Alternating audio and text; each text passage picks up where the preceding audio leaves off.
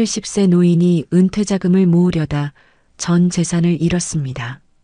그 시작은 단 한 번의 중고 거래였죠. 그날 그는 단순히 물건을 판 게 아니라 인생을 걸었습니다. 이 모든 일은 단 한 번의 믿음에서 시작됐습니다. 70세 박춘식 어르신의 사연을 지금부터 시작하겠습니다. 좋아요와 구독은 드라마를 만드는데 큰 힘이 됩니다. 70이 된 박춘식 씨는 오늘도 낡은 안경을 닦으며 하루를 시작했습니다. 렌즈 표면에 묻은 먼지를 천천히 닦아내는 손길에는 수십 년 직장 생활의 습관이 배어 있었죠. 안경다리를 귀에 거는 순간 거울 속 자신의 모습이 눈에 들어왔어요. 주름진 얼굴과 희끗희끗한 머리카락이 세월의 무게를 말해주고 있었습니다. 식탁 위엔 혼자 먹다 남은 찬밥 한 그릇과 식은 커피 잔이 외롭게 놓여 있었어요.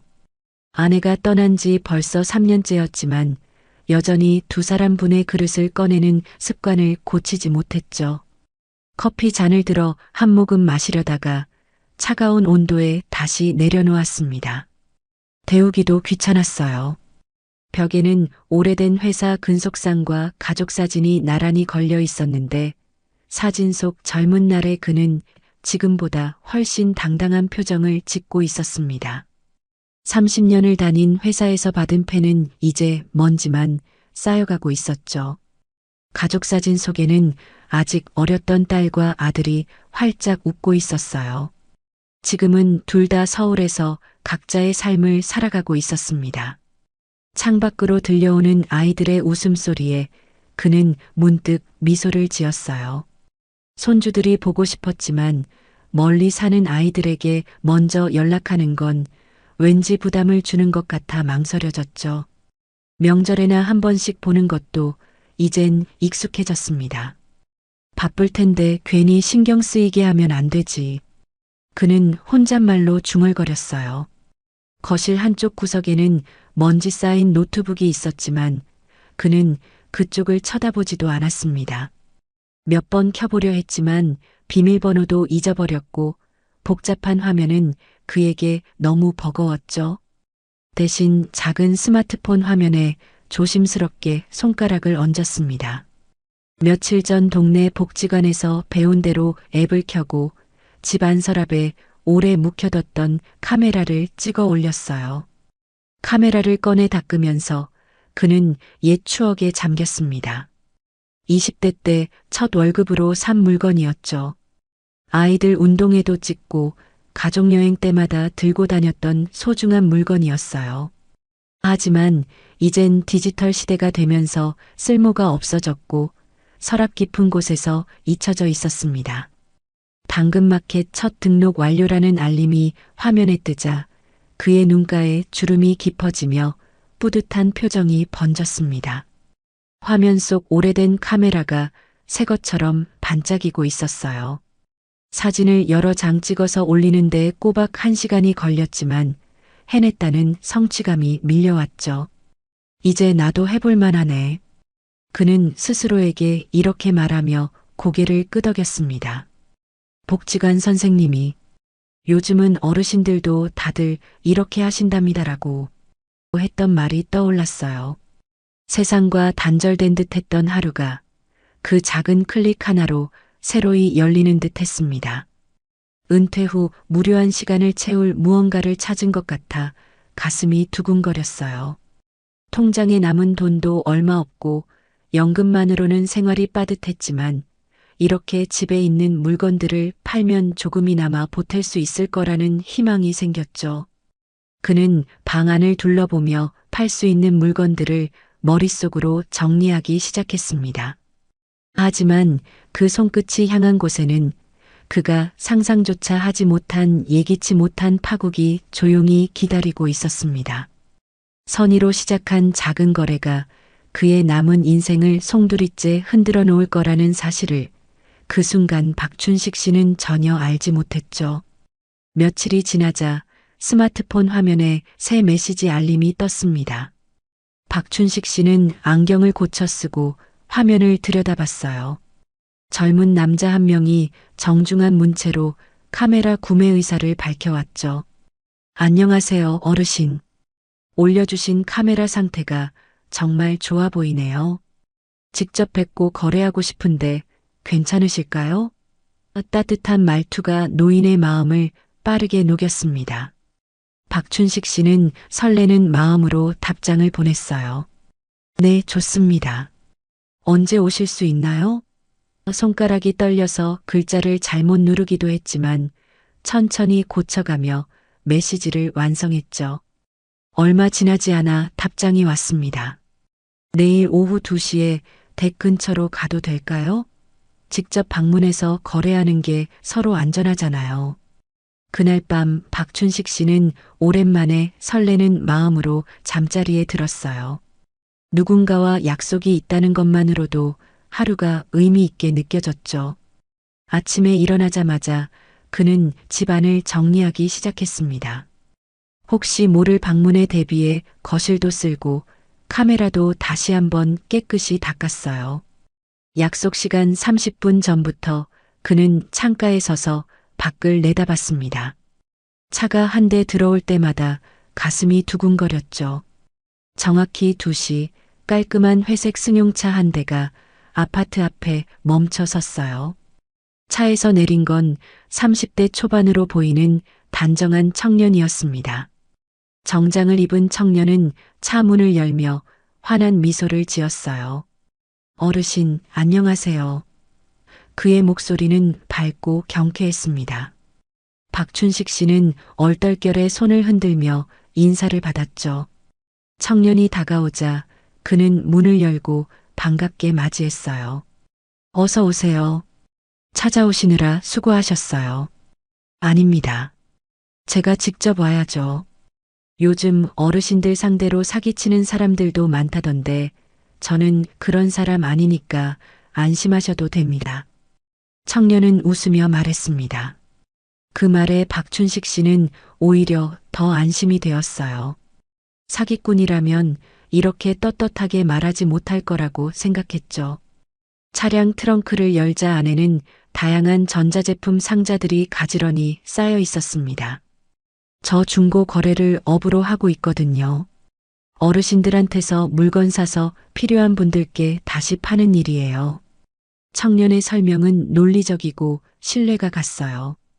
박춘식 씨는 고개를 끄덕이며 카메라를 건넸습니다. 청년은 카메라를 꼼꼼히 살펴보더니 만족스러운 표정을 지었어요. 상태가 정말 좋네요.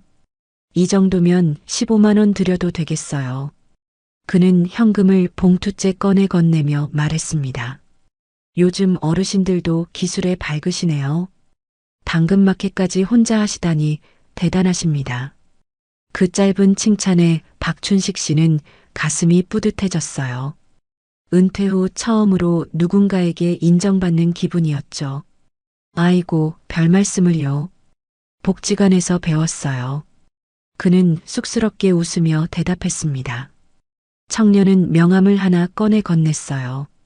다음에 또 파실 물건 있으면 연락 주세요. 제가 좋은 가격에 드릴게요.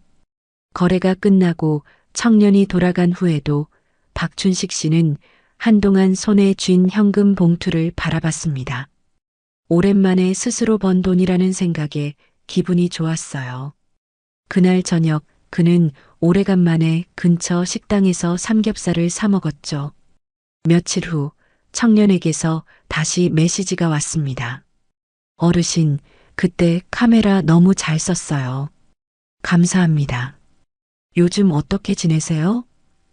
안부를 묻는 메시지였어요. 박춘식 씨는 감동했습니다. 요즘 젊은 사람들은 무뚝뚝하다고만 생각했는데 이렇게 예의 바른 청년도 있다는 게 신기했죠. 그렇게 일주일에 한두 번씩 청년은 꾸준히 안부를 물으며 신뢰를 쌓아갔습니다. 날씨가 추워지면 어르신, 감기 조심하세요라는 메시지를, 명절이 다가오면 가족분들 잘 만나고 오세요라는 인사를 보냈어요. 박춘식 씨는 어느새 그 청년을 손자처럼 생각하게 되었습니다. 그렇게 믿음이라는 이름의 문이 완전히 열리고 말았습니다. 박춘식 씨는 그 청년이 자신에게 어떤 제안을 할지, 그리고 그 제안이 얼마나 위험한 것인지 전혀 알지 못한 채 매일 그의 메시지를 기다리게 되었죠.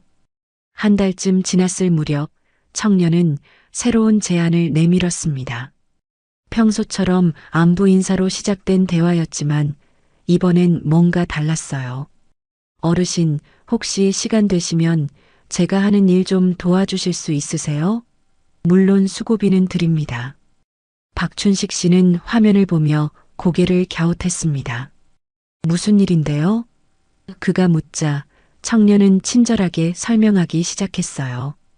제가 중고 거래를 하다 보니까 가끔 물건 값을 먼저 받아야 할 때가 있거든요.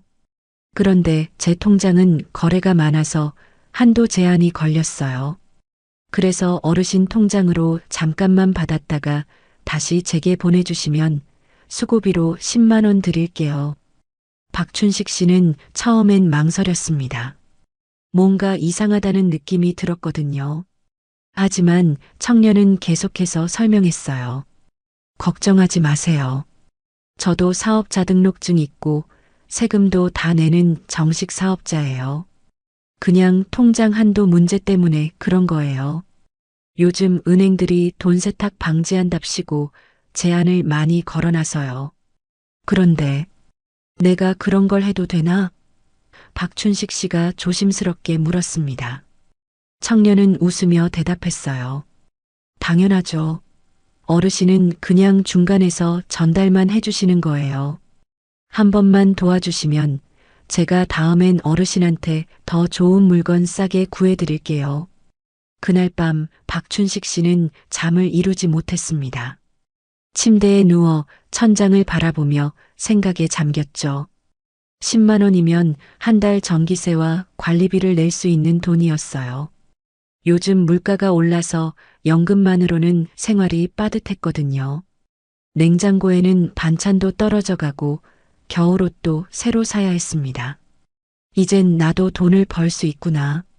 그는 혼잣말로 중얼거렸어요. 은퇴 후 처음으로 느끼는 쓸모 있다는 감정이었죠. 누군가에게 필요한 사람이 된 것 같았습니다. 청년이 자신을 믿고 부탁하는 것 같아서 거절하면 신뢰가 될 것 같기도 했어요. 다음 날 아침 그는 통장 잔액을 다시 계산하며 오래된 희망을 붙잡았습니다. 통장에는 87만 원이 남아 있었어요. 지난 몇 년간 조금씩 모은 돈이었죠. 병원비로 쓰려고 아껴뒀던 돈이었지만 이 돈으로 더 많은 돈을 벌 수 있다면 나쁘지 않을 것 같았습니다. 민수 씨, 제가 도와드릴게요.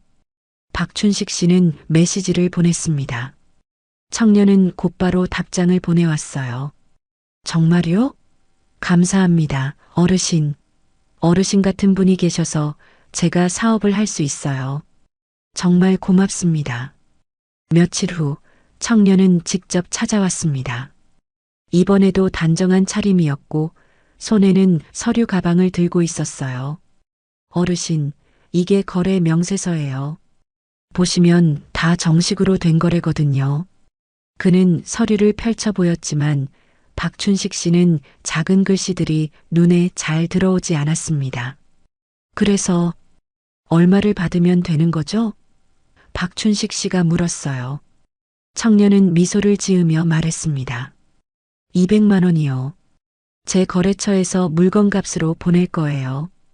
어르신은 그걸 받으시면 제게 현금으로 주시면 돼요. 그럼 저는 어르신께 10만 원 드리고요. 은퇴자금이라는 단어가 박춘식 씨의 머릿속을 스쳤습니다.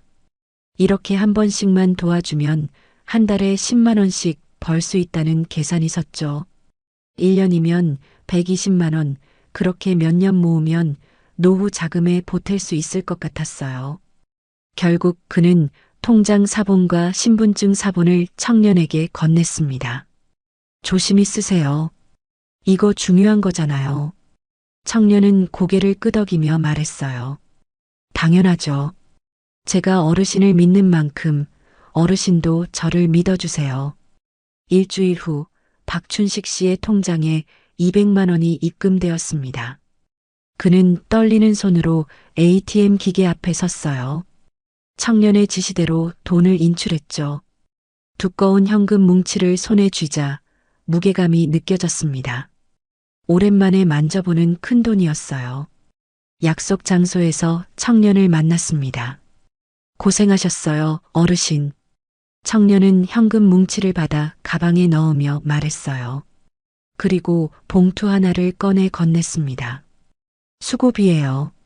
10만 원 꼭 챙기세요. 박춘식 씨는 봉투를 받으며 뿌듯한 미소를 지었습니다. 다음 주에도 부탁드려도 될까요? 청년이 물었어요. 박춘식 씨는 망설임 없이 고개를 끄덕였습니다. 그럼요. 언제든지 연락 주세요. 그렇게 두 번째, 세 번째 거래가 이어졌죠. 매번 10만 원씩 받으면서 그는 점점 이 일에 익숙해져 갔습니다. 하지만 네 번째 거래 때 상황이 달라졌어요. 어르신, 이번엔 금액이 좀 커요. 500만 원인데 괜찮으시겠어요? 청년이 물었습니다. 박춘식 씨는 잠시 망설였지만 청년은 재빨리 말을 이었어요. 이번엔 수고비를 30만 원 드릴게요. 금액이 큰 만큼 수고비도 더 드려야죠. 30만 원이라는 말에 박춘식 씨의 마음이 흔들렸습니다. 그 돈이면 손주들 용돈도 주고 오래 미뤄뒀던 치과 치료도 받을 수 있었어요. 알겠습니다. 그럼 그렇게 하죠. 그는 결국 동의했습니다. 며칠 후 500만 원이 통장에 들어왔어요. 박춘식 씨는 평소처럼 돈을 인출해 청년에게 전달했죠. 하지만 이번엔 청년이 조금만 기다리시면 됩니다. 이번 주 안에 수고비 드릴게요라며 먼저 자리를 떴습니다. 하루, 이틀, 그리고 일주일이 흘렀습니다. 박춘식 씨는 매일 스마트폰을 확인했지만 청년에게서 연락이 오지 않았어요. 메시지를 보내도 읽음 표시조차 뜨지 않았죠. 스마트폰 화면 속 채팅창에는 여전히 자신이 보낸 회색 말풍선만 외롭게 남아 있었습니다. 그리고 그 말풍선은 더 이상 답하지 않았습니다. 박춘식 씨는 그제야 무언가 잘못되었다는 것을 깨닫기 시작했죠. 박춘식 씨는 아침마다 스마트폰을 들여다보며 새 메시지 없음을 확인했습니다. 손가락으로 화면을 아래로 당겨 새로 고침을 했지만 결과는 같았어요. 청년에게서 온 마지막 메시지는 이미 2주일 전 것이었죠. 조금만 기다리세요라는 짧은 말이 전부였습니다. 처음엔 바쁜가 보다 생각했어요. 사업하는 사람이니까 급한 일이 생겼을 거라고 스스로를 달랬죠. 하지만 사흘이 지나고 일주일이 지나고 2주일이 되어도 연락이 없자 불안감이 엄습했습니다. 그는 떨리는 손으로 전화를 걸어봤어요. 연결이 일시적으로 중단되었습니다. 기계음만 되풀이될 뿐이었습니다. 박춘식 씨는 당근마켓 앱을 열어 청년의 프로필을 찾아봤어요. 화면을 터치하는 손끝이 떨렸죠. 그런데 화면에 뜬 건 차갑고 무심한 문구였습니다. 존재하지 않는 사용자입니다. 그는 한참 동안 그 문구를 멍하니 바라봤습니다. 뭔가 잘못 본 게 아닐까 싶어 앱을 껐다가 다시 켰지만 결과는 같았어요. 청년의 계정은 흔적도 없이 사라져 있었습니다. 프로필 사진도 거래 내역도 모든 게 지워져 있었죠. 손이 저절로 떨렸습니다. 그는 황급히 은행 앱을 켰어요. 로그인하는데 비밀번호를 2번이나 틀렸죠. 세 번째 시도 끝에 겨우 통장 잔액을 확인할 수 있었습니다. 화면에 떠오른 숫자를 보는 순간 그의 얼굴이 새하얗게 변했어요. 잔액일만 2,450원. 박춘식 씨는 한참 동안 그 숫자를 바라보다가 손을 떨었습니다. 몇 번이고 화면을 새로 고침했지만 숫자는 변하지 않았어요. 87만 원이 있던 통장이었죠. 그동안 조금씩 모은 생활비, 병원비로 아껴뒀던 적금, 그리고 마지막으로 인출했던 500만 원까지. 그제야 정신이 번쩍 들었습니다. 500만 원은 청년이 보낸 돈이 아니었어요. 그건 대출이었던 겁니다. 청년이 그의 통장 사본과 신분증 사본으로 대출을 받은 거였죠. 그리고 그 돈을 자신이 직접 인출해서 청년에게 건넸던 겁니다. 내가 뭘 한 거지? 박춘식 씨는 식탁 앞에 주저앉았습니다. 머릿속이 하얗게 비워지는 느낌이었어요. 그동안 쌓인 생활비, 적금, 작은 희망까지도 그 숫자와 함께 사라진 듯 했습니다. 아내가 살아생전 이 돈은 우리 노후를 위한 거야라며 조금씩 모아뒀던 돈이었죠.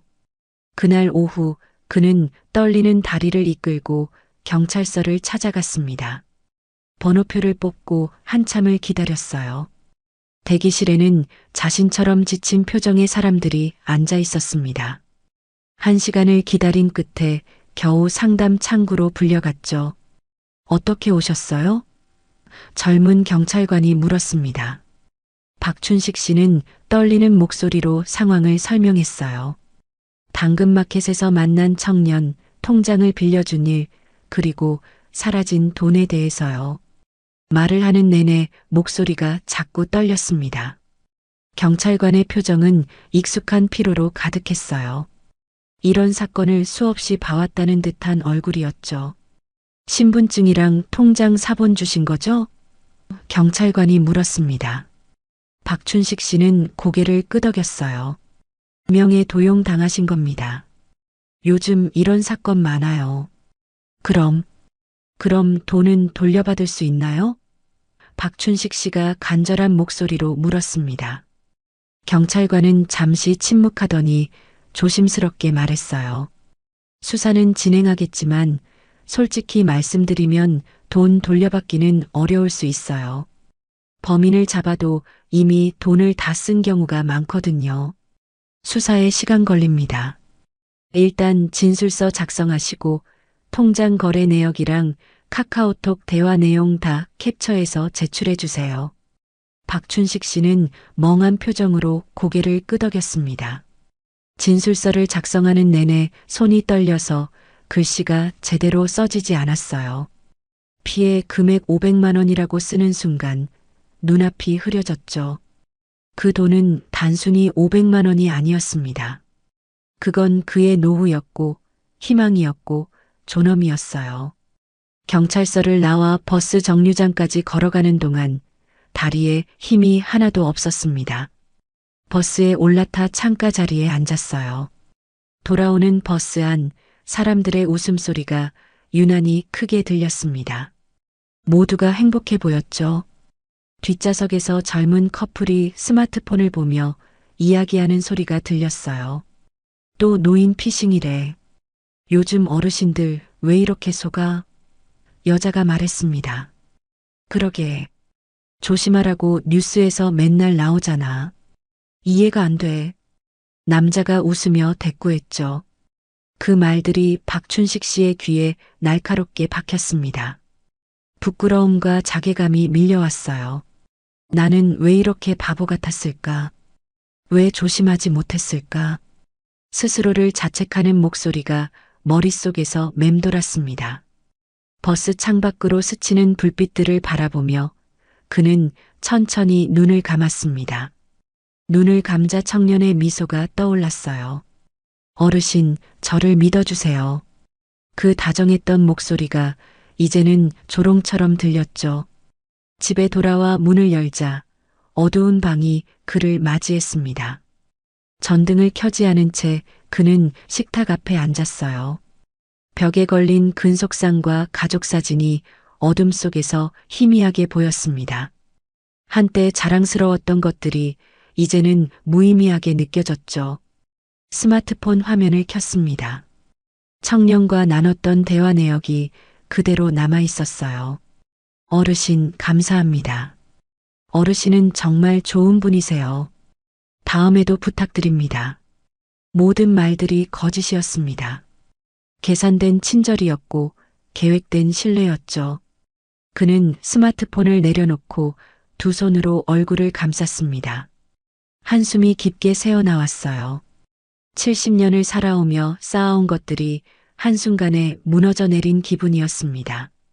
그리고 그 폐허 속에서 그는 홀로 남겨져 있었죠. 몇 주가 지나도록 박춘식 씨는 아무 말도 하지 않았습니다. 매일 같은 시간에 일어나고 같은 시간에 잠들었지만 그의 하루는 텅 비어 있었어요. 식사도 거르기 일쑤였고 커튼을 치고 방 안에만 있었죠. 스마트폰은 서랍 깊숙이 넣어두었습니다. 다시는 보고 싶지 않았어요. 같은 층에 사는 이웃 정아 씨는 며칠째 이상한 낌새를 느꼈습니다. 평소 아침마다 복도를 오가던 박춘식 씨의 모습이 보이지 않았거든요. 문 앞에 쌓여가는 우편물도 신경 쓰였죠. 그녀는 매일 그 우편물을 대신 챙겨 문 앞에 가지런히 정리해뒀습니다. 박 선생님, 괜찮으세요?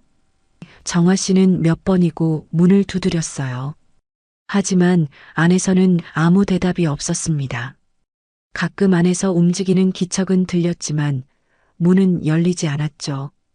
그녀는 혹시 몸이 아프신 건 아닐까 걱정이 되었습니다. 어느 날 저녁 정아 씨는 평소처럼 우편물을 챙기러 박춘식 씨 집 앞에 갔습니다. 그런데 이번엔 우편물 사이에 택배 상자 하나가 놓여 있었어요. 그리 크지 않은 상자였지만 며칠째 그대로 방치되어 있었죠. 혹시 중요한 물건일까 싶어 상자를 들어 올렸습니다. 상자 윗면을 보는 순간 정아 씨의 눈이 커졌습니다. 보낸 사람 민수라는 이름이 또박또박 적혀 있었어요. 받는 사람 주소는 박춘식 씨 집이 맞았고요. 이상하다는 생각이 들었습니다. 박 선생님이 주문한 물건이라면 왜 받아가지 않았을까요? 정아 씨는 조심스럽게 문을 두드렸습니다. 박 선생님, 택배 왔어요. 제가 문 앞에 둘게요. 이번에는 안에서 작은 소리가 들렸어요. 문고리가 돌아가는 소리였죠. 문이 살짝 열리고 초췌해진 박춘식 씨의 얼굴이 보였습니다. 아, 정아 씨. 그의 목소리는 쉬어 있었어요. 며칠간 제대로 말을 하지 않았던 것 같았죠. 정아 씨는 깜짝 놀랐습니다. 평소 단정했던 박춘식 씨의 모습은 온데간데였고 수염은 덥수룩하고 옷도 며칠째 같은 것을 입고 있었어요. 선생님, 괜찮으세요? 많이 편찮아 보이시는데. 정아 씨가 걱정스러운 얼굴로 물었습니다. 박춘식 씨는 고개를 저으며 상자를 받아들었어요. 괜찮아요. 감기 기운이 좀 있어서 그래요. 그는 거짓말을 했지만 목소리에 힘이 없었습니다. 상자를 받아든 박춘식 씨는 문을 닫으려 했습니다. 하지만 정아 씨가 재빨리 물었어요. 그 상자 주문하신 거예요? 박춘식 씨는 상자를 내려다봤습니다. 민수라는 이름을 보는 순간 그의 얼굴이 굳어졌죠. 아, 아니요. 잘못 온 것 같네요. 그는 떨리는 목소리로 대답했습니다. 정아 씨는 뭔가 이상하다는 걸 직감했어요. 혹시 무슨 일 있으세요? 제가 도와드릴 일이 있으면 말씀하세요. 하지만 박춘식 씨는 고개만 저으며 조용히 문을 닫았습니다. 정아 씨는 돌아오면서도 계속 신경이 쓰였습니다.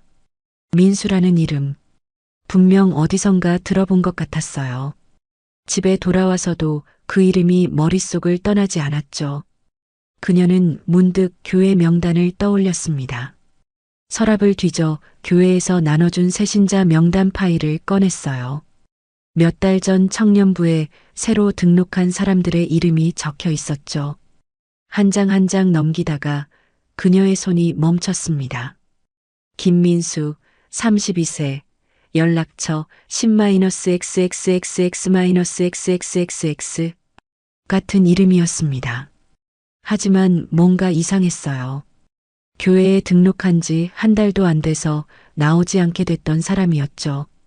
당시 청년부 총무가 또 한 번 오고 안 온다니까요라며 투덜댔던 기억이 났습니다. 정아 씨는 명함 옆에 적힌 메모를 보았어요. 중고거래업, 당근마켓. 순간 머릿속에서 퍼즐이 맞춰지기 시작했습니다. 박 선생님도 요즘 당근마켓 한다고 하셨었죠. 그리고 갑자기 연락이 끊긴 청년. 수상한 택배 상자. 설마. 정아 씨는 불안한 마음에 다시 박춘식 씨 집 앞으로 갔습니다. 이번엔 더 세게 문을 두드렸어요. 박 선생님, 중요한 얘기가 있어요. 제발 문 좀 열어주세요. 한참을 기다리자 문이 다시 열렸습니다. 박춘식 씨의 눈은 붉게 충혈되어 있었어요. 울었던 것 같았죠. 왜 그러세요, 정아 씨? 그의 목소리는 지쳐 있었습니다. 정아 씨는 교회 명단을 내밀었어요. 이 사람, 혹시 아세요? 김민수?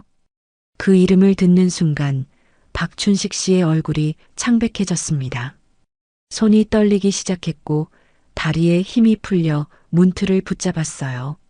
어떻게 그 이름을? 그는 더 이상 말을 잇지 못했습니다.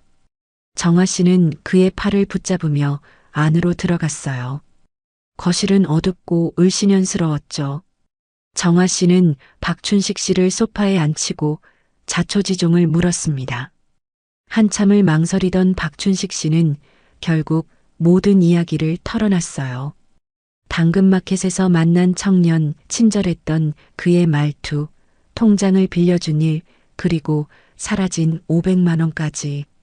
말을 하는 내내 그의 목소리는 떨렸고 중간중간 말이 막혔습니다. 부끄러움과 자책감 때문에 누구에게도 말하지 못했던 이야기였죠. 경찰엔 신고하셨어요? 정아 씨가 물었습니다. 박춘식 씨는 고개를 끄덕였어요. 했어요. 하지만 범인을 못 찾는데요. 흔적이 없다고.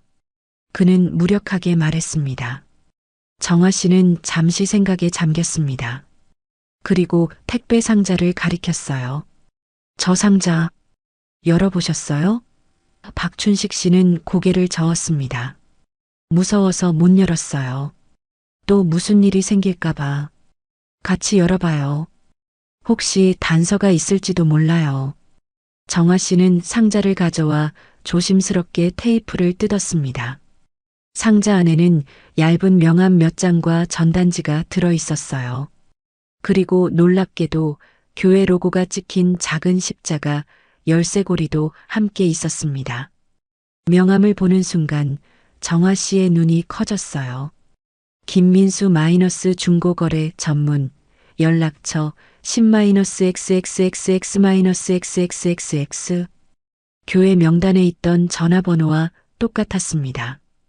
그리고 명함 뒷면에는 세빛교회 청년부라는 글자가 희미하게 인쇄되어 있었죠. 이거 증거예요. 정아 씨가 흥분하며 말했습니다. 박춘식 씨는 놀란 눈으로 상자를 바라봤어요. 그제야 희미한 희망이 가슴속에서 피어올랐습니다. 그럼 이걸로 그 사람을 찾을 수 있나요? 정아 씨는 고개를 끄덕였어요. 교회에 등록할 때 신분증 사본을 받았을 거예요. 그리고 이 명함이랑 택배 송장까지 있으니 이건 중요한 단서가 될 거예요. 그녀는 즉시 스마트폰을 꺼내 사진을 찍기 시작했습니다. 지금 당장 경찰서 가요. 저도 같이 갈게요. 정아 씨는 박춘식 씨의 손을 잡았어요. 그의 손은 차갑고 떨리고 있었지만 정아 씨의 따뜻한 손길이 조금씩 힘을 주었습니다. 혼자가 아니에요, 선생님. 제가 도와드릴게요. 박춘식 씨는 몇 주 만에 처음으로 누군가의 손을 맞잡았습니다. 그 온기가 얼어붙었던 마음을 조금씩 녹이는 것 같았어요. 고맙습니다, 정아 씨. 그는 떨리는 목소리로 말했습니다. 두 사람은 함께 경찰서로 향했습니다. 정아 씨는 상자를 들고 박춘식 씨는 그녀의 뒤를 따랐죠. 저물어가는 해가 두 사람의 뒷모습을 길게 비쳤습니다. 작은 상자 하나가 무너진 희망을 다시 일으켜 세우고 있었어요. 경찰서에 도착해 담당 형사를 만났습니다. 이게 뭔가요? 형사가 물었어요.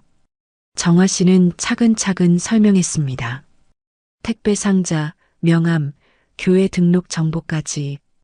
형사는 점점 진지한 표정으로 듣더니 고개를 끄덕였습니다. 이건 중요한 단서가 될 수도 있습니다. 형사는 명함과 택배 송장을 자세히 살펴보며 기록을 남겼어요. 교회 정보까지 있으면 신원 파악이 빨라질 겁니다. 잘 가져오셨어요. 박춘식 씨는 그 말을 듣는 순간 가슴속에서 뭔가 뜨거운 것이 올라왔습니다. 몇 주 만에 처음 느끼는 희망이었어요. 아주 작은 흔적 하나가 다시 세상을 움직이기 시작했습니다. 그리고 그 작은 움직임이 그의 무너진 삶에 다시 빛을 비추고 있었습니다. 경찰의 수사는 생각보다 빠르게 진행되었습니다. 택배 송장과 명함에 남은 지문, 그리고 교회 등록 서류의 신분증 사본까지 여러 증거들이 하나씩 맞춰지기 시작했어요. 담당 형사는 이틀에 한 번씩 박춘식 씨에게 전화를 걸어 진행 상황을 알려줬습니다. 김민수라는 이름은 가짜였습니다. 형사가 말했어요. 박춘식 씨는 전화기를 꽉 쥔 채 듣고 있었죠. 하지만 교회에 제출한 신분증 사본과 택배 송장의 필적을 분석했고 CCTV 얼굴 인식 시스템으로 전과 기록을 찾아냈습니다. 본명은 이정훈, 33세예요. 형사의 설명은 계속 이어졌습니다. 그는 과거에도 노인을 상대로 한 사기를 반복했던 전력이 있었어요. 5년 전에도 비슷한 수법으로 여러 명을 속였고 집행유예를 받은 적이 있었죠. 출소 후에는 수법을 더 교묘하게 바꿔 다시 범행을 저지르고 있었습니다. 당근마켓뿐만 아니라 중고나라, 번개장터까지 여러 플랫폼을 옮겨다니며 어르신들을 타깃으로 삼았어요. 형사는 안타까운 목소리로 말했습니다. 선생님 외에도 피해자가 최소 10명은 더 있을 것으로 보입니다. 박춘식 씨는 전화를 끊고 한참을 멍하니 앉아 있었어요. 자신만 당한 게 아니었다는 사실이 위안이 되기도 했지만 동시에 더 많은 사람들이 자신처럼 고통받고 있다는 생각에 가슴이 아팠죠. 며칠 후 형사에게서 다시 전화가 왔습니다. 범인이 해외로 도피했습니다. 인천공항을 통해 베트남으로 출국한 정황을 포착했어요. 박춘식 씨의 가슴이 철렁 내려앉았습니다. 해외로 도망갔다면 이제 끝이구나 싶었죠. 하지만 걱정 마세요. 인터폴에 수배를 요청했고 베트남 현지 경찰과도 협조하고 있습니다. 일주일이 더 지났습니다. 박춘식 씨는 매일 뉴스를 확인했어요. 혹시나 관련 소식이 나올까 싶어서였죠. 정화 씨는 자주 찾아와 함께 식사를 하며 그를 위로했습니다. 곧 좋은 소식 있을 거예요. 경찰이 열심히 하고 있잖아요. 그러던 어느 날 저녁 텔레비전에서 속보가 흘러나왔습니다. 박춘식 씨는 설거지를 하다 말고 화면을 돌아봤어요. 화면 하단에 빨간 자막이 떴죠. 당근마켓 사기 조직 일당 검거. 그는 급히 리모컨을 잡아 소리를 키웠습니다. 앵커의 목소리가 거실에 울려 퍼졌어요. 중고거래 플랫폼을 이용해 노인들을 상대로 수억 원대 사기를 저지른 일당이 베트남에서 검거되었습니다. 주범 이정훈 씨는 인천공항에서 입국하다 체포되었고 화면에는 공항에서 수갑을 찬 채 끌려가는 청년의 모습이 비쳤습니다. 모자를 깊게 눌러쓰고 고개를 숙인 그 사람이 바로 자신에게 친절하게 미소 짓던 그 청년이었어요. 아니, 이정훈이었죠. 박춘식 씨는 텔레비전 화면을 아무 말 없이 응시했습니다. 기자의 멘트가 이어졌어요. 이 씨는 허위 신분증을 사용해 피해자들의 신뢰를 얻은 뒤 이들의 명의로 대출을 받아 가로챈 혐의를 받고 있습니다. 피해 금액은 총 3억 원대로 추정되며 피해자는 대부분 60대 이상 노인인 것으로 밝혀졌습니다. 화면이 바뀌며 담당 형사의 인터뷰가 나왔습니다. 피해자 한 분이 보내주신 택배 상자가 결정적 단서가 됐습니다. 범인이 실수로 본인 앞으로 주문한 물건을 피해자 주소로 보낸 거였죠. 그 상자에서 지문과 필적을 확보할 수 있었고 교회 정보까지 확인되면서 신원 파악이 가능했습니다. 박춘식 씨는 소파에 주저앉았습니다. 그 상자, 자신이 무서워서 열지 못했던 그 상자가 결정적 증거가 되었다니. 만약 정아 씨가 없었다면 그 상자는 그냥 버려졌을지도 몰랐어요. 아니, 자신은 계속 방 안에만 틀어박혀 있었을지도 모릅니다. 스마트폰이 울렸습니다. 형사에게서 온 문자였어요. 뉴스 보셨죠? 범인 검거했습니다. 내일 오전에 서한번 오실 수 있으세요? 피해자 조사 진행하겠습니다. 박춘식 씨는 떨리는 손으로 네, 알겠습니다라고 답장을 보냈습니다. 그날 밤 그는 오랜만에 깊은 잠을 잤어요. 악몽에 시달리지도 않았고 중간에 깨지도 않았죠. 아침 햇살이 커튼 사이로 스며들어 올 때 그는 상쾌한 기분으로 눈을 떴습니다. 거울 속 자신의 얼굴은 여전히 수척했지만 눈빛만큼은 예전보다 살아있었어요. 다음 날 경찰서에 갔습니다. 조사실에는 자신 외에도 여러 명의 노인들이 앉아 있었어요. 모두 같은 범인에게 당한 피해자들이었죠. 한 할머니는 눈물을 흘리며 손주 학원비까지 날렸어요 라고 말했고 다른 할아버지는 노후 자금을 다 잃었다며 한숨을 쉬었습니다. 그들의 이야기를 듣는 동안 박춘식 씨는 자신만 어리석었던 게 아니라는 걸 깨달았어요. 외로움과 인정받고 싶은 마음, 그리고 조금이라도 보탬이 되고 싶었던 작은 욕심. 그게 범인이 노린 것이었죠. 그들은 피해자가 아니라 계획된 범죄의 희생자였습니다. 조사가 끝나고 나오는 길에 형사가 말했어요. 대출금은 명의도용으로 인정돼서 책임 안 지셔도 됩니다. 그리고 범인이 아직 쓰지 않은 돈 일부를 압수했으니 피해 변상 절차 진행하겠습니다. 완전한 회복은 아니었지만 그래도 조금은 숨통이 트이는 기분이었어요. 집으로 돌아오는 길, 박춘식 씨는 공원 벤치에 잠시 앉았습니다. 아이들이 뛰어노는 소리가 들렸고 바람에 나뭇잎이 흔들렸어요. 분노 대신 이상하게도 안도감이 밀려왔습니다. 그가 잃은 것은 돈이었지만 되찾은 것은 스스로의 판단이었죠. 나는 바보가 아니었어. 그저 사람을 믿었을 뿐이야. 그는 스스로에게 말했습니다. 그리고 그 믿음이 잘못된 건 자신이 아니라 그 믿음을 악용한 범인이었다는 걸 이제는 알았어요. 스마트폰이 울렸습니다.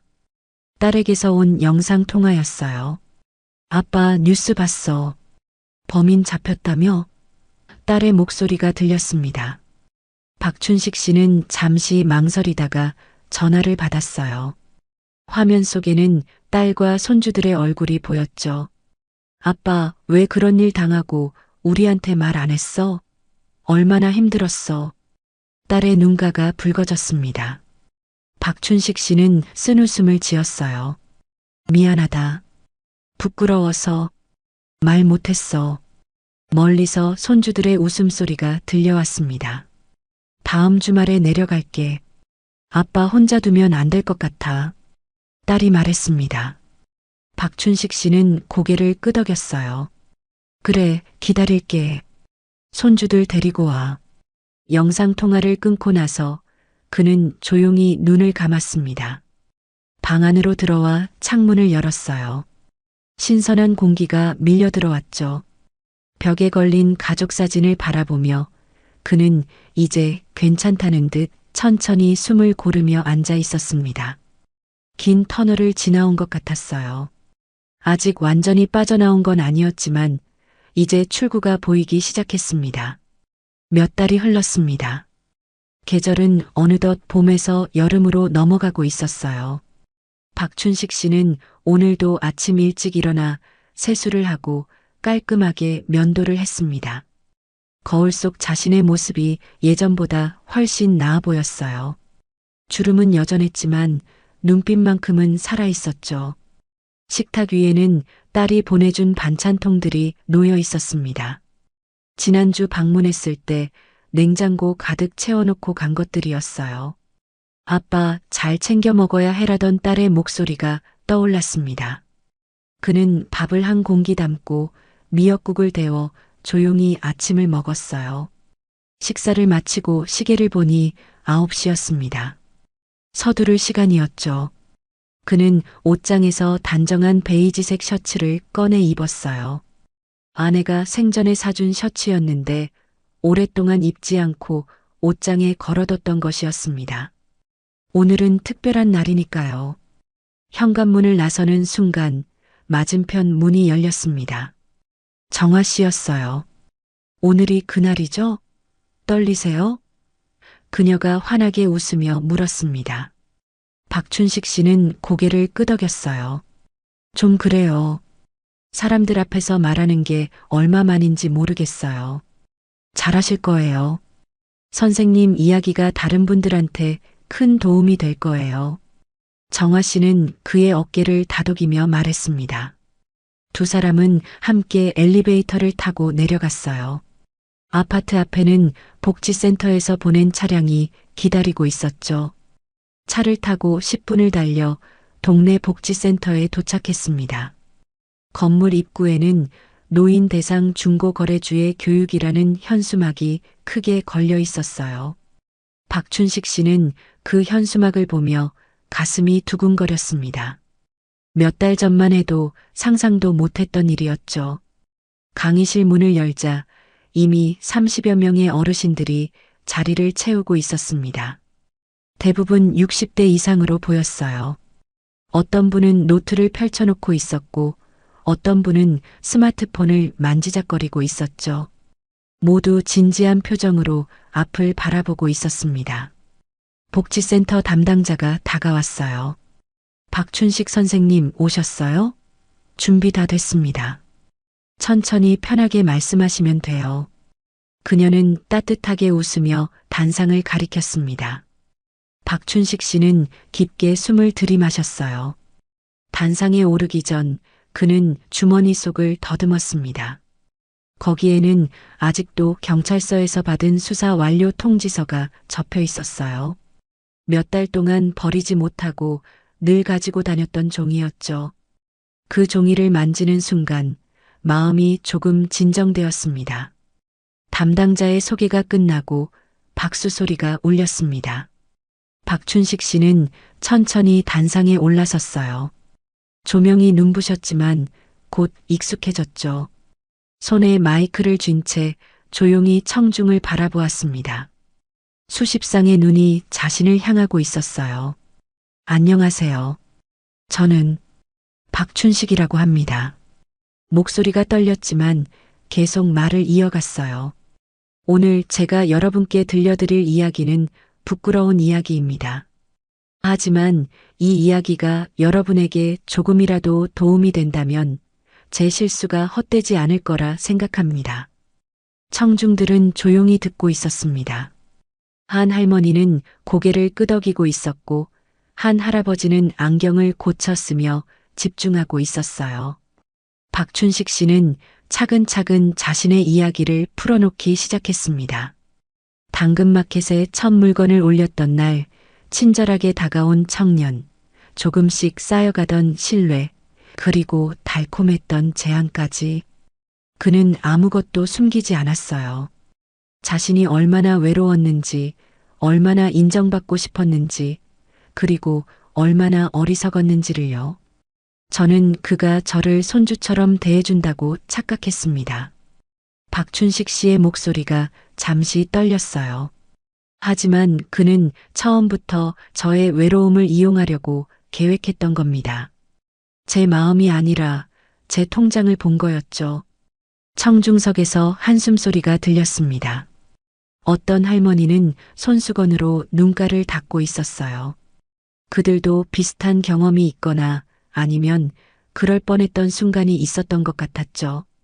박춘식 씨는 계속 말을 이어갔습니다. 저는 500만 원을 잃었습니다. 하지만 더 큰 걸 잃을 뻔했어요. 제 자존감, 제 가족과의 관계, 그리고 사람에 대한 믿음까지요. 그는 잠시 말을 멈추고 물을 한 모금 마셨습니다. 하지만 이웃의 도움으로 범인을 잡을 수 있었고 다시 일어설 수 있었습니다. 그는 청중석에 앉아 있는 정화 씨를 향해 고개를 숙였어요. 혼자였다면 불가능했을 겁니다. 부끄러워서 아무에게도 말 못하고 방 안에만 틀어박혀 있었을 거예요. 박춘식 씨는 스크린을 가리켰습니다. 그곳에는 사기 수법의 특징들이 정리되어 있었어요. 과도한 친절, 자주 연락하기, 작은 거래부터 시작해서 신뢰 쌓기, 그리고 큰 돈을 요구하기. 이게 그들의 전형적인 수법입니다. 한 할아버지가 손을 들었어요. 그럼 중고 거래는 아예 하지 말아야 하나요? 박춘식 씨는 고개를 저었습니다. 아닙니다. 중고 거래 자체는 좋은 거예요. 다만 조심해야 하죠. 너무 친절한 사람, 개인정보를 요구하는 사람, 통장이나 신분증을 빌려달라는 사람. 이런 사람들은 무조건 의심해야 합니다. 그리고 가장 중요한 건 박춘식 씨는 잠시 말을 멈췄어요. 혼자 고민하지 마세요. 가족에게, 이웃에게, 경찰에게 물어보세요. 부끄러운 일이 아닙니다. 오히려 조심하는 게 현명한 거예요. 그의 시선 속에는 더 이상 부끄러움이 없었습니다. 오히려 한때의 실패가 새로운 길을 비추는 등불처럼 보였어요. 자신의 상처를 나눔으로써 다른 사람들을 보호할 수 있다는 사실이 그를 치유하고 있었죠. 마지막으로 그는 말했습니다. 저는 돈을 잃었지만 더 큰 걸 배웠습니다. 외로움은 약점이 아니에요. 인간적인 감정이죠.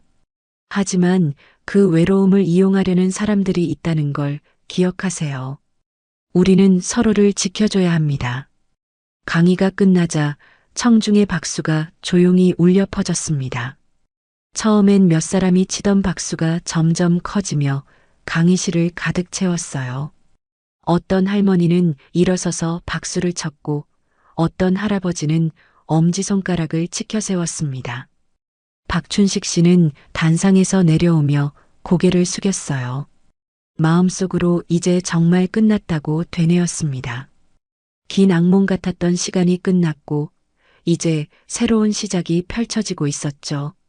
여러 어르신들이 다가와 악수를 청했습니다. 고맙습니다. 덕분에 조심할 수 있겠어요. 한 할머니가 말했어요. 저도 비슷한 제안 받았었는데 이제 확실히 알겠네요. 한 할아버지가 고개를 끄덕이며 말했죠. 그들의 감사 인사가 박춘식 씨의 마음을 따뜻하게 데웠습니다. 복지센터를 나서며 정화 씨가 말했어요. 정말 잘하셨어요. 떨리셨을 텐데. 박춘식 씨는 환하게 웃었습니다. 떨렸어요. 하지만 해야 할 일이었어요. 저 같은 사람이 더 이상 나오지 않으려면요. 두 사람은 천천히 걸어 집으로 돌아왔습니다. 하늘은 맑았고 바람은 시원했어요. 박춘식 씨는 문득 살아있다는 게 느껴졌습니다. 몇 달 전 그 어두운 방에 틀어박혀 있던 자신은 이제 없었죠. 그는 다시 세상 속으로 나왔고 이번엔 더 단단한 마음으로 서 있었습니다. 강의가 끝나고 복지센터 2층 휴게실로 올라갔습니다. 창가에는 작은 테이블과 의자가 놓여 있었어요. 박춘식 씨는 그곳에 앉아 직원이 건네준 따뜻한 커피를 한 모금 천천히 마셨습니다. 입안에 퍼지는 은은한 쓴맛이 오히려 기분을 차분하게 만들었죠. 창밖을 내다보니 복지센터 앞 작은 놀이터가 보였어요. 그곳에선 손주 또래의 아이들이 뛰놀고 있었습니다. 그네를 타는 아이, 미끄럼틀을 타는 아이, 모래놀이를 하는 아이들. 그 모습이 한때 잃었던 시간처럼 느껴졌습니다. 몇 달 전 그는 모든 게 끝났다고 생각했어요. 돈도 잃고 자존심도 잃고 살아갈 이유마저 잃은 것 같았죠. 방 안에 틀어박혀 커튼을 치고 세상과 단절된 채 하루하루를 보냈었습니다. 그때는 다시 일어설 수 있을 거라고는 상상도 못했어요. 하지만 지금 이 순간 그는 여기 앉아 있었습니다. 사람들 앞에서 자신의 이야기를 나누고 박수를 받고 감사 인사를 들으며 실패가 끝이 아니라 새로운 시작이 될 수 있다는 걸 몸소 경험했죠. 스마트폰이 진동했습니다. 화면을 보니 복지센터 담당자가 보낸 메시지였어요. 선생님, 다음 달에도 강의 부탁드려도 될까요? 오늘 참석하신 분들 반응이 너무 좋았어요. 다른 복지센터에서도 요청이 들어왔습니다. 박춘식 씨는 잠시 생각하다가 좋습니다라고 답장을 보냈습니다. 손에 들린 스마트폰 화면을 내려다보니 며칠 전에 올린 영상이 보였어요. 안전거래 팀 영상 업로드 완료라는 문구 아래 조회수가 1,500을 넘어서고 있었습니다. 노인은 스스로 만든 작은 영상을 인터넷에 올리고 있었죠. 영상 제목은 70대 할아버지가 알려주는 당근마켓 사기주의법이었습니다. 처음엔 창피할까봐 망설였어요. 하지만 정화 씨가 선생님 경험이 다른 분들한테 정말 도움이 될 거예요라며 용기를 줬죠. 그래서 용기를 내어 스마트폰으로 직접 촬영하고 편집까지 했습니다. 영상은 간단했어요. 자신의 얼굴을 정면으로 비추고 담담하게 경험을 이야기하는 내용이었죠. 화려한 편집도 자막도 많지 않았지만 진심이 담겨 있었습니다. 저처럼 당하지 마세요. 조심하세요. 부끄러워 말고 주변에 물어보세요. 그게 전부였어요. 댓글창을 열어봤습니다. 여러 댓글이 달려 있었어요. 우리 아버지도 이런 일 당하셨어요. 너무 속상했는데 할아버지 보니까 위로가 되네요. 이런 영상 정말 필요해요. 저희 부모님한테 보여드릴게요. 용기 내서 말씀해 주셔서 감사합니다. 한 댓글이 눈에 들어왔습니다. 저도 당근마켓에서 이상한 제안 받았는데 이 영상 보고 거절했어요. 할아버지 덕분에 안 당했어요. 진짜 감사드려요. 박춘식 씨는 그 댓글을 보며 미소를 지었습니다. 자신의 실수가 누군가에게는 예방이 되고 있었어요. 그는 천천히 미소를 지으며 화면을 닫았습니다. 스마트폰을 내려놓고 다시 창밖을 바라봤어요. 놀이터에서 한 아이가 넘어졌습니다. 잠시 울 것 같더니 이내 일어나 다시 뛰기 시작했죠. 그 모습이 자신과 닮았다는 생각이 들었습니다. 선생님, 괜찮으세요? 정화 씨가 옆에 앉으며 물었어요. 박춘식 씨는 고개를 끄덕이며 대답했습니다. 네, 괜찮아요. 아니, 괜찮아지고 있어요. 그의 목소리에는 확신이 담겨 있었죠. 오늘 강의하시는 거 보니까 정말 대단하시더라고요.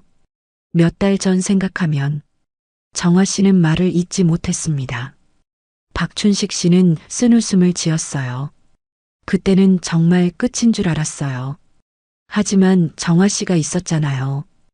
혼자였으면 못 일어났을 거예요. 아니에요. 선생님 스스로 일어서신 거예요. 저는 그냥 옆에서 손만 잡아드렸을 뿐이에요. 정화 씨가 말했습니다. 두 사람은 잠시 침묵 속에 앉아 창밖을 바라봤어요. 말은 없었지만 서로의 마음은 통하고 있었습니다. 커피를 다 마시고 일어설 때쯤 복지센터 게시판에 붙은 공지가 눈에 들어왔습니다. 시니어 디지털 교육 봉사자 모집이라는 제목이었어요. 박춘식 씨는 잠시 그 공고를 바라보다가 담당자에게 물었습니다. 저도 지원할 수 있나요? 당연하죠. 선생님 같은 분이 오히려 더 잘 가르치실 수 있어요. 같은 입장에서 이해하시니까요. 담당자는 환하게 웃으며 신청서를 건넸습니다. 박춘식 씨는 천천히 이름을 적었어요. 떨리던 손은 이제 훨씬 안정되어 있었죠.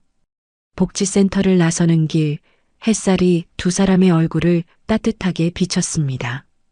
창밖 햇살이 방 안으로 깊게 스며드는 것 같았어요. 계절은 여름으로 접어들고 있었고 나무들은 푸르게 자라나고 있었습니다. 점심 같이 드실래요? 오늘은 제가 살게요. 정화 씨가 제안했습니다. 박춘식 씨는 환하게 웃으며 고개를 끄덕였어요. 그럼 제가 좋아하는 국밥집으로 가요. 거기 정말 맛있어요. 두 사람은 나란히 걸어갔습니다. 길을 걷는 내내 박춘식 씨는 가벼운 마음이었어요. 주머니 속 수사 완료 통지서가 느껴졌지만 이제 그건 무거운 짐이 아니었습니다. 오히려 자신이 이겨낸 증거였고 다시 일어선 흔적이었죠. 저녁 무렵 집에 돌아왔습니다. 문을 열고 들어서자 익숙한 공간이 그를 맞이했어요. 하지만 몇 달 전과는 달랐습니다. 같은 공간이었지만 이제는 어둡지 않았어요. 커튼을 활짝 열어 햇빛이 가득 들어왔고 식탁 위에는 정화 씨가 나눠준 과일이 놓여 있었습니다. 벽에 걸린 가족 사진을 바라봤어요.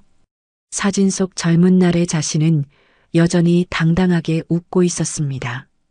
그리고 지금의 자신도 다시 그렇게 웃을 수 있게 되었죠. 넘어졌지만 일어섰고 상처받았지만 치유되었습니다. 모든 것은 제자리를 찾았습니다. 완전히 예전으로 돌아간 건 아니었어요. 잃어버린 돈도 다 돌려받지 못했고 상처의 흔적도 남아 있었죠. 하지만 그 마음은 한층 단단해져 있었습니다. 실패를 통해 배웠고 아픔을 통해 성장했으니까요. 저녁을 먹고 소파에 앉아 텔레비전을 켰습니다. 뉴스가 나오고 있었어요. 또 다른 보이스피싱 사건이 보도되고 있었죠. 예전 같았으면 채널을 돌렸을 겁니다. 하지만 이제는 끝까지 봤어요. 그리고 메모까지 했습니다. 다음 강의 때 알려줄 내용이었죠. 밤이 깊어갔습니다. 박춘식 씨는 침대에 누워 천장을 바라봤어요. 창밖으로 달빛이 은은하게 들어왔습니다. 고요했지만 외롭지 않았어요. 내일 딸에게서 전화가 올 거고 다음 주에는 손주들이 방문할 거고 다음 달에는 또 강의가 있을 테니까요. 그는 눈을 감았습니다. 마음이 평온했어요. 긴 터널을 완전히 빠져나온 기분이었죠.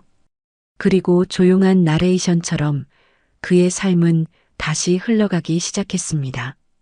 이번엔 더 지혜롭게, 더 단단하게, 그리고 더 의미 있게 70년을 살아온 박춘식 씨의 인생에 새로운 장이 펼쳐지고 있었습니다.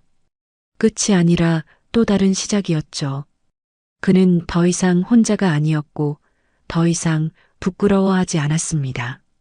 실패를 딛고 일어선 사람만이 가질 수 있는 당당함으로 그는 내일을 맞이할 준비가 되어 있었습니다.